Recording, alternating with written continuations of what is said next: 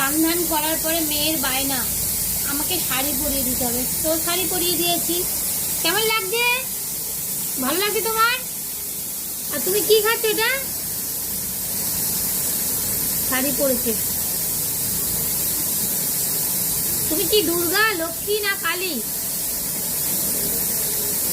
দুর্গা, লক্ষ্মী না কালী?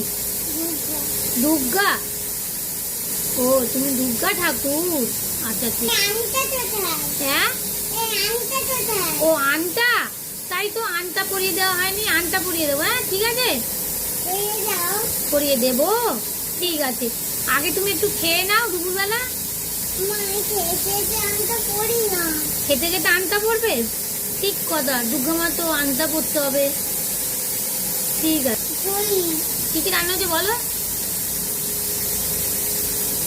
তোর নাম বলো দেখি। আর কি রান্না হচ্ছে?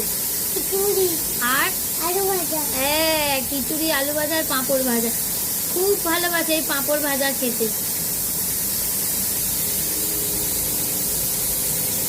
দুর্গা মায়ের আলতা পরিয়ে দেবো। হ্যাঁ, ভাত খেয়ে নাও, খেয়ে নিলে আনটা পরিয়ে দেবো পায়ে। ঠিক আছে।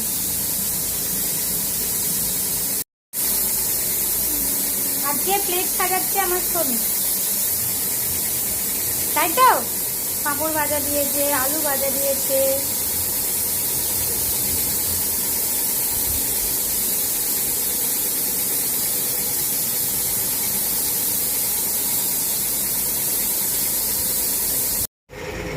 এই হলো আমাদের খাওয়া দুপুরের মেনু। খিচুড়ি, আলু ভাজা আর পাঁপড় ভাজা। আজকে কিন্তু আমার সোনু সব দিয়েছে, আমি শুধু খিচুড়িটা দিচ্ছি, তাই তো বাবা? গরম বলে তাই। এই হলো আর সোনামার পছন্দের খিচুড়ি, পাঁপড় ভাজা আর আলু ভাজা। চলো খেয়ে নাও, টাটা করো মাম্মা, টাটা।